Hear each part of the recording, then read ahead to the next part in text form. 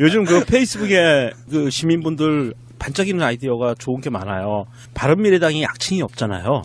그래서 이 페이스북에 보면 친구분들 중에 이런 약칭을 쓰더라고요. 바래당. 바래당.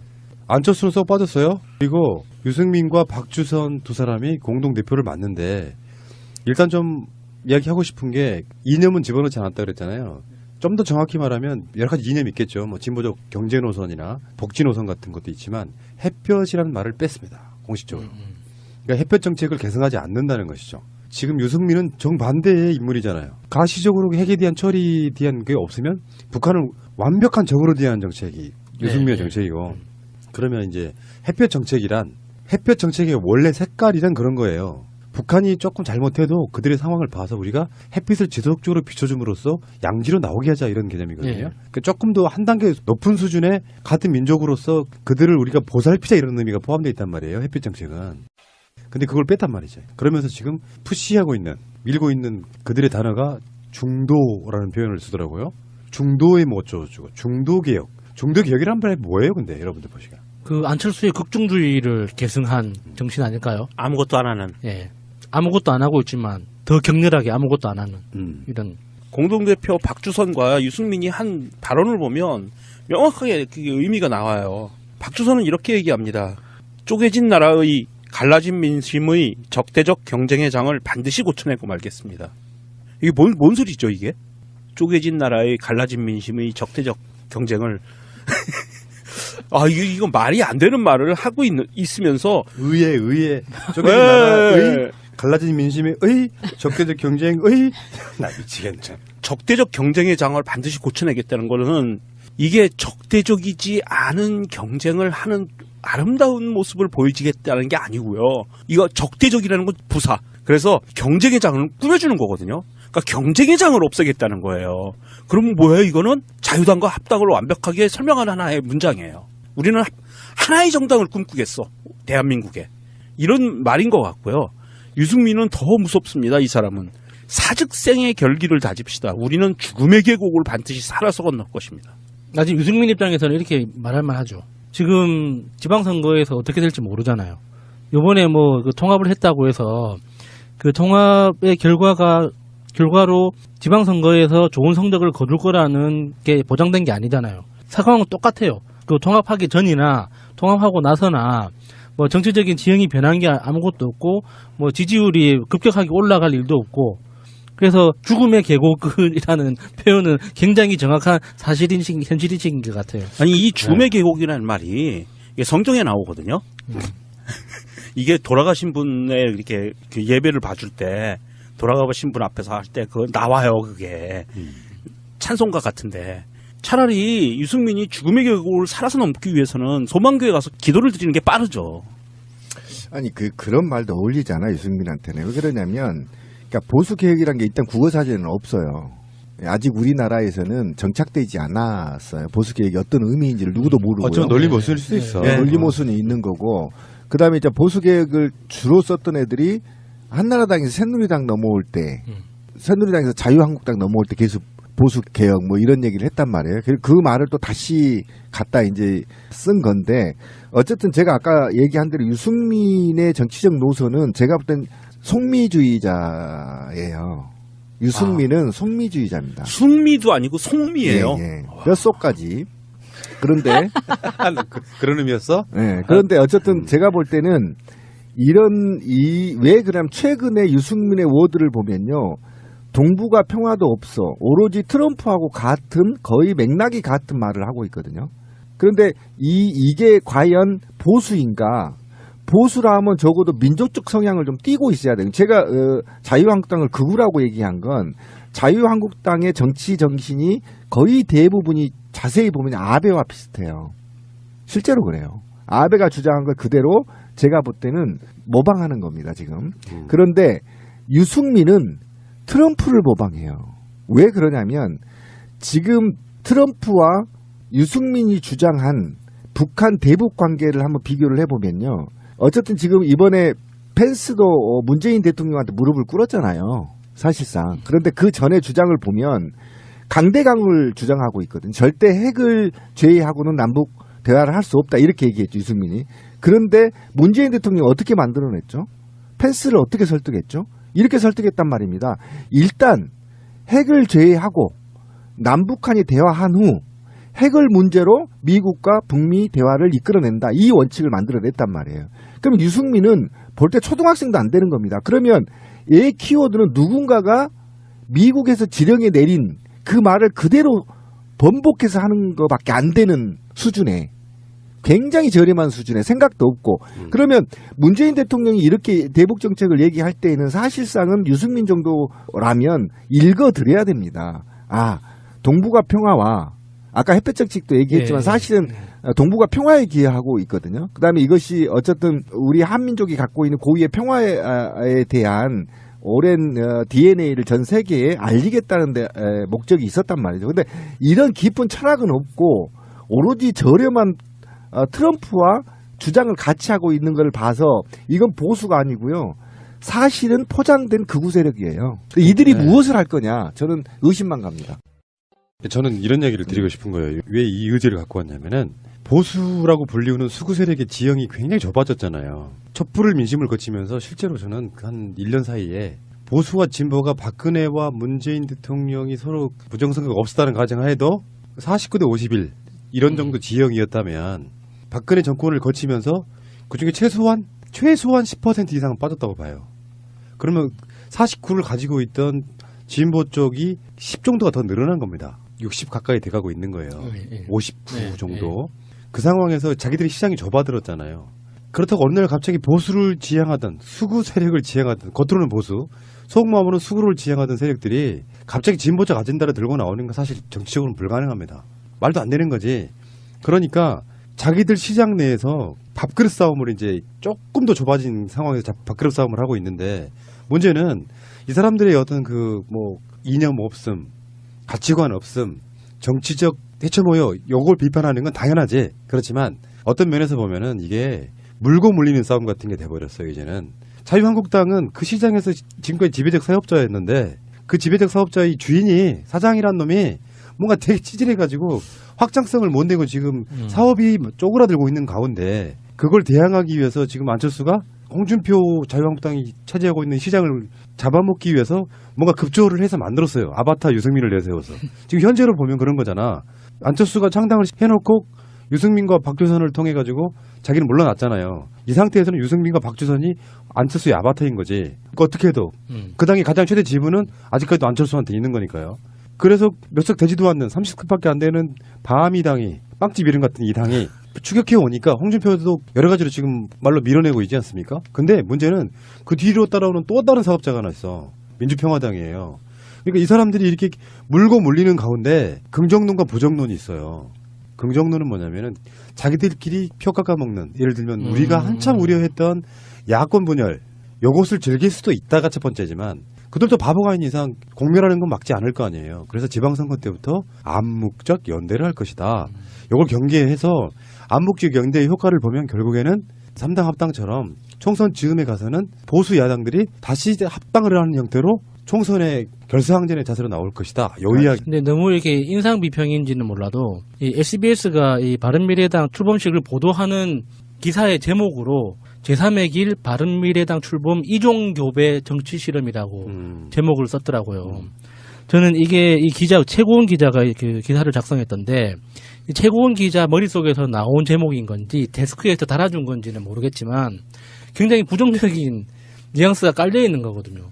이종교배를 하면 정상적인 무언가가 태어날 거라고 아무도 기대하지 않죠. 돌연변이가 나온 걸 기대하겠죠. 돌연변이가 나올 거라는 걸 예상하는 거잖아요. 그렇죠. 그래서 돌연변이가 가지고 있는 기능의 일부가 내가 나한테 득이 되느냐 안 되느냐를 보기 위해서 그런 실험을 하는 건데 이게 그러니까 이종교배라는 그 말 자체가 굉장히 좀 안 좋은 뉘앙스를 품고 있단 말이죠.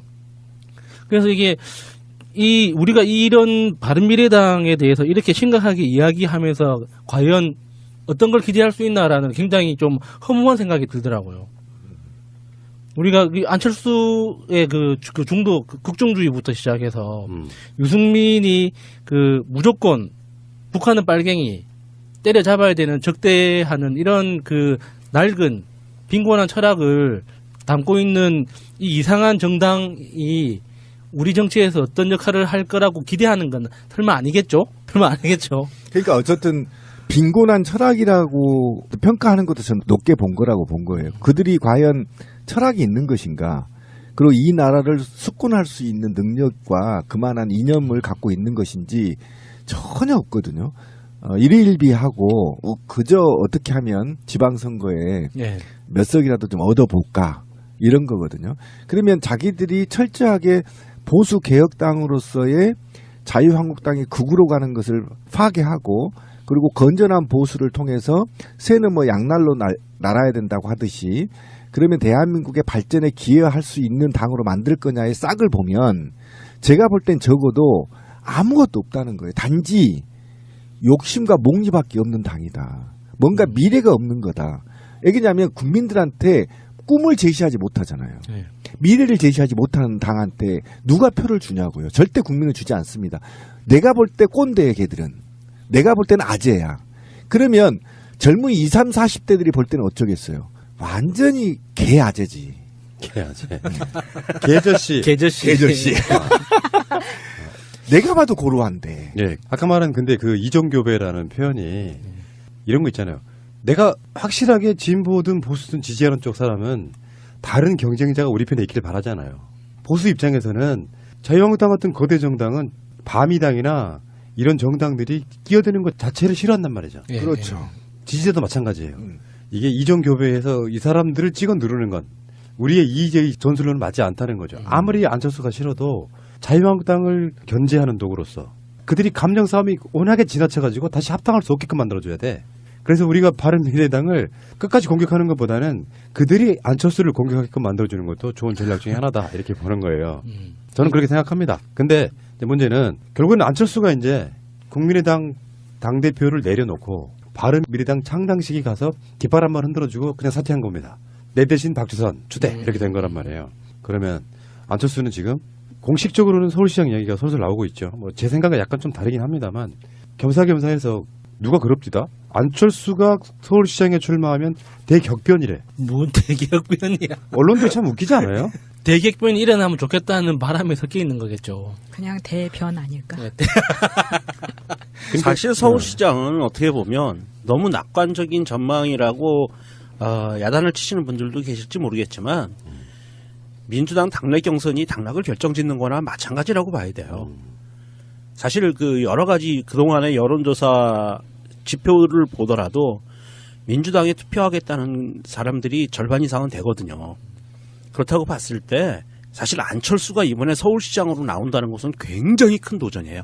자신의 인생 역정을 건 도전이 될 수 있어요. 역전, 걔한테는 역전도 없어요. 아니, 인생 역정 전체의 길을 걸고 서울시장에서 떨어지면 정말 정치권에서 완전히 퇴출되는 그런 모양새가 보일 수 있기 때문에 아니, 정말 실망입니다. 아니, 저를 뭘로 보고 그러십니까?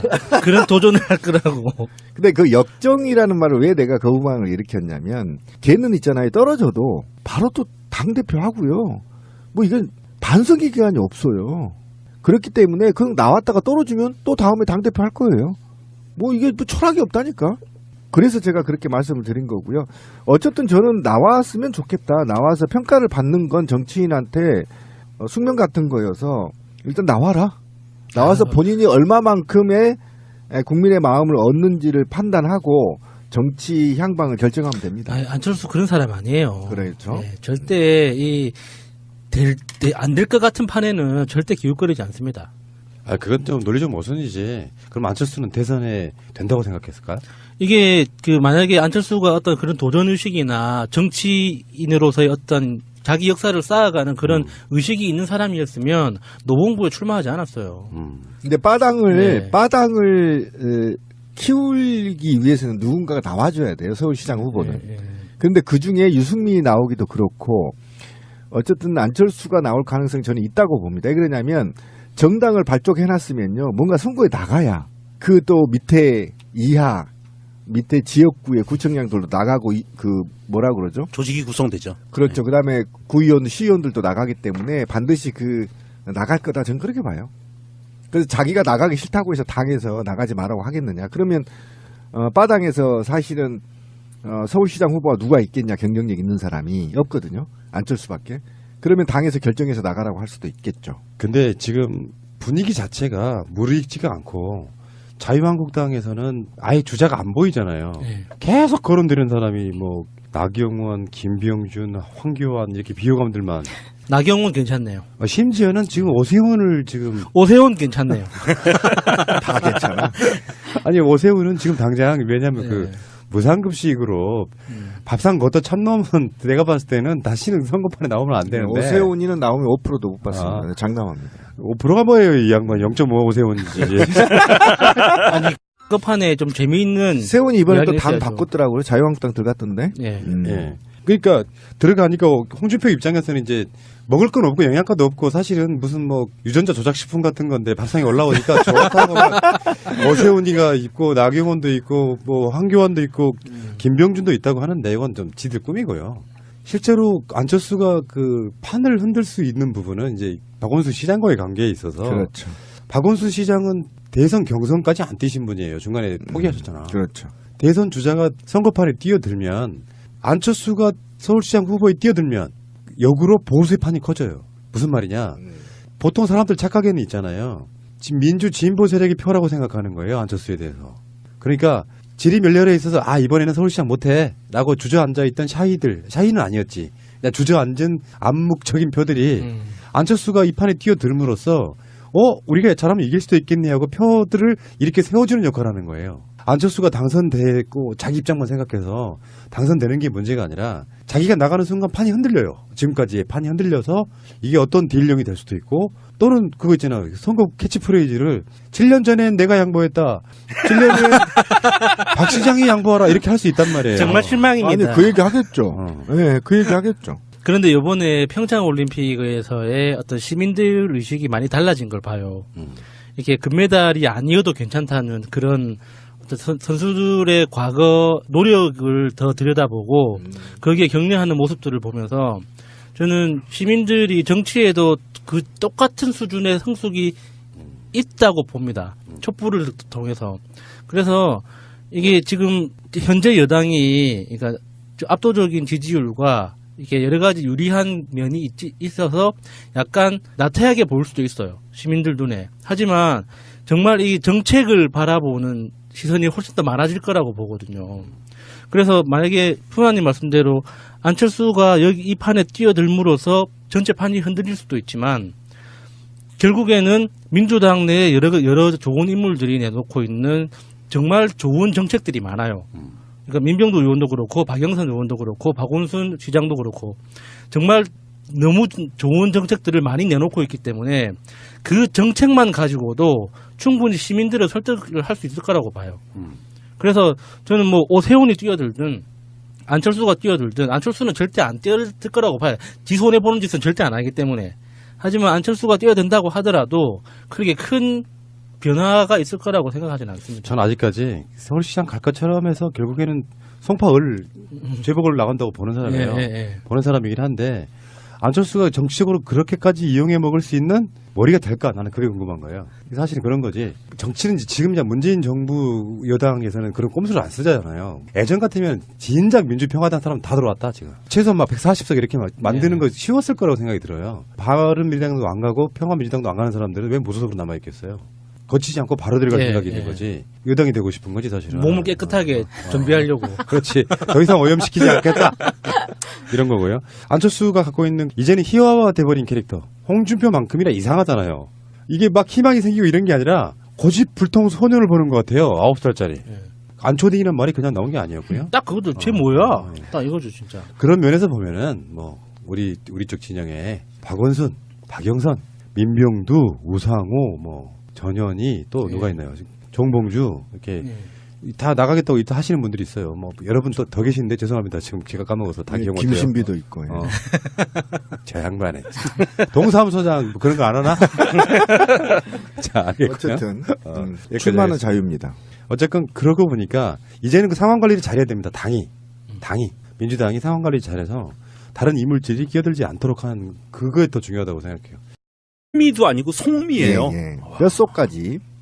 그런데 그런 의미였어? 네, 그런데 어쨌든 제가 볼 때는 왜 그러냐면 최근에 유승민의 워드를 보면요. 동북아 평화도 없어. 오로지 트럼프하고 같은 거의 맥락이 같은 말을 하고 있거든요. 그런데 이게 과연 보수인가? 보수라 하면 적어도 민족적 성향을 좀 띠고 있어야 돼요. 제가 자유한국당을 극우라고 얘기한 건 자유한국당의 정치 정신이 거의 대부분이 자세히 보면 아베와 비슷해요. 실제로 그래요. 아베가 주장한 걸 그대로 제가 볼 때는 모방하는 겁니다, 지금. 그런데 유승민은 트럼프를 모방해요. 왜 그러냐면 지금 트럼프와 유승민이 주장한 북한 대북 관계를 한번 비교를 해보면요. 어쨌든 지금 이번에 펜스도 문재인 대통령한테 무릎을 꿇었잖아요. 사실상. 그런데 그 전에 주장을 보면 강대강을 주장하고 있거든요. 절대 핵을 제외하고는 남북 대화를 할 수 없다. 이렇게 얘기했죠, 유승민이. 그런데 문재인 대통령이 어떻게 만들어냈죠? 펜스를 어떻게 설득했죠? 이렇게 설득했단 말입니다. 일단 핵을 제외하고 남북한이 대화한 후 핵을 결과로 지방선거에서 좋은 성적을 거둘 거라는 게 보장된 게 아니잖아요. 상황은 똑같아요. 그 통합하기 전이나 통합하고 나서나 뭐 정치적인 지형이 변한 게 아무것도 없고 뭐 지지율이 급격하게 올라갈 일도 없고 그래서 죽음의 계곡이라는 표현은 굉장히 정확한 현실인식인 것 같아요. 아니 이 죽음의 계곡이라는 말이 이게 성경에 나오거든요. 이게 돌아가신 분의 이렇게 그 예배를 봐줄 때 돌아가신 분 앞에서 할 때 그거 나와요. 그게 찬송가 같은데 차라리 유승민이 죽음의 계곡을 살아서 넘기 위해서는 소망교회 가서 기도를 드리는 게 빠르죠. 아니 그런 말도 어울리지 않아 유승민한테는. 왜 그러냐면 그러니까 보수 개혁이라는 게 일단 국어 사전에는 없어요. 아직 우리나라에서는 정착되지 않았어요. 보수 개혁이 어떤 의미인지를 누구도 모르고요. 어쩌면 논리 모순일 수도 있어. 네, 논리 모순이 있는 거고. 그다음에 이제 보수 개혁을 주로 썼던 애들이 한나라당에서 새누리당 넘어올 때, 새누리당에서 자유한국당 넘어올 때 계속 보수 개혁 뭐 이런 얘기를 했단 말이에요. 그 말을 또 다시 갖다 이제 쓴 건데 어쨌든 제가 아까 얘기한 대로 유승민의 정치적 노선은 제가 볼 땐 속미주의자예요. 유승민은 속미주의자입니다. 아무것도 안 하는. 예. 아무것도 안 하고 있지만 더 격렬하게 아무것도 안 하는 이런. 공동대표 박주선과 유승민이 한 발언을 보면 명확하게 그게 의미가 나와요. 박주선은 이렇게 얘기합니다. 쪼개진 나라의 갈라진 민심의 적대적 경쟁의 장을 반드시 고쳐내고 말겠습니다. 이게 뭔 소리죠 이게? 쪼개진 나라의 갈라진 민심의 적대적 경쟁을 이거 말이 안 되는 말을 하고 있으면서 의회 쪼개진 나라의 갈라진 민심의 적대적 경쟁의 나 미치겠네. 적대적 경쟁의 장을 반드시 고쳐내겠다는 거는 이게 적대적이지 않은 경쟁을 하는 아름다운 모습을 보여주겠다는 게 아니고요. 이거 적대적이라는 건 부사. 그래서 경쟁의 장을 꾸며주는 거거든요. 그러니까 경쟁의 장을 없애겠다는 거예요. 그럼 뭐예요? 이거는 자유당과 합당을 완벽하게 설명하는 하나의 문장이에요. 우리는 하나의 정당을 꿈꾸겠어. 대한민국에. 이런 말인 것 같고요. 유승민은 더 무섭습니다. 이 사람은. 사즉생의 결기를 다집시다. 우리는 죽음의 계곡을 반드시 살아서 건널 것입니다. 아직 유승민 입장에서는 이렇게 말할 만하죠. 지금 지방선거에서 어떻게 될지 모르잖아요. 이번에 그 통합을 했다고 해서 그 통합의 결과로 미국과 북미 대화를 이끌어낸다. 이 원칙을 만들어냈단 말이에요. 그럼 유승민은 볼 때 초등학생도 안 되는 겁니다. 그러면 얘 키워드는 누군가가 미국에서 지령에 내린 그 말을 그대로 번복해서 하는 것밖에 안 되는 수준에 굉장히 저렴한 수준에 생각도 없고 그러면 문재인 대통령이 이렇게 대북 정책을 얘기할 때에는 사실상은 유승민 정도라면 읽어드려야 됩니다. 동북아 평화와 아까 햇볕 정책도 얘기했지만 사실은 동북아 평화에 기여하고 있거든요. 그다음에 이것이 어쨌든 우리 한민족이 갖고 있는 고유의 평화에 대한 오랜 DNA를 전 세계에 알리겠다는 데 목적이 있었단 말이죠. 근데 이런 깊은 철학은 없고 오로지 저렴한 트럼프와 주장을 같이 하고 있는 걸 봐서 이건 보수가 아니고요. 사실은 포장된 극우 세력이에요. 이들이 무엇을 할 거냐 저는 의심만 갑니다. 저는 이런 얘기를 드리고 싶은 거예요. 왜 이 의제를 갖고 왔냐면은 보수라고 불리우는 수구 세력의 지형이 굉장히 좁아졌잖아요. 촛불을 민심을 거치면서 실제로 저는 한 1년 사이에 보수와 진보가 박근혜와 문재인 대통령이 서로 부정선거가 없었다는 가정하에도 49대 51 이런 정도 지형이었다면 박근혜 정권을 거치면 요즘 그 페이스북에 그 시민분들 반짝이는 아이디어가 좋은 게 많아요. 바른미래당이 약칭이 없잖아요. 그래서 이 페이스북에 보면 친구분들 중에 이런 약칭을 쓰더라고요. 바래당. 바래당. 바래당. 안철수로 쏙 빠졌어요. 그리고 유승민과 박주선 두 사람이 공동 대표를 맡는데 일단 좀 이야기하고 싶은 게 이념은 집어넣지 않았다 그랬잖아요. 좀 더 정확히 말하면 여러 가지 이념이 있겠죠. 뭐 진보적 경제 노선이나 복지 노선 같은 것도 있지만 햇볕이라는 말을 뺐습니다. 공식적으로. 그러니까 햇볕 정책을 개선하지 않는다는 것이죠. 지금 유승민은 정반대의 인물이잖아요. 가시적으로 핵에 대한 처리에 대한 게 없으면 북한을 완벽한 적으로 대한 정책이 유승민의 정책이고 그러면 이제 햇볕 정책이란 햇볕 정책의 원래 색깔이란 그런 거예요. 북한이 조금 잘못해도 그들의 상황을 봐서 우리가 햇빛을 지속적으로 비춰줌으로써 양지로 나오게 하자 이런 개념이거든요. 그러니까 조금 더 한 단계 높은 수준의 같은 민족으로서 그들을 우리가 보살피자 이런 의미가 포함되어 있단 말이에요. 햇빛 정책은. 근데 그걸 뺐단 말이죠. 그러면서 지금 푸시하고 있는 밀고 있는 그들의 단어가 중도라는 표현을 쓰더라고요. 중도의 뭐 어쩌고저쩌고 중도개혁. 중도개혁이란 말이 뭐예요 근데 여러분들 보시기에. 그 안철수의 극중주의를 계승한 정신 아닐까요?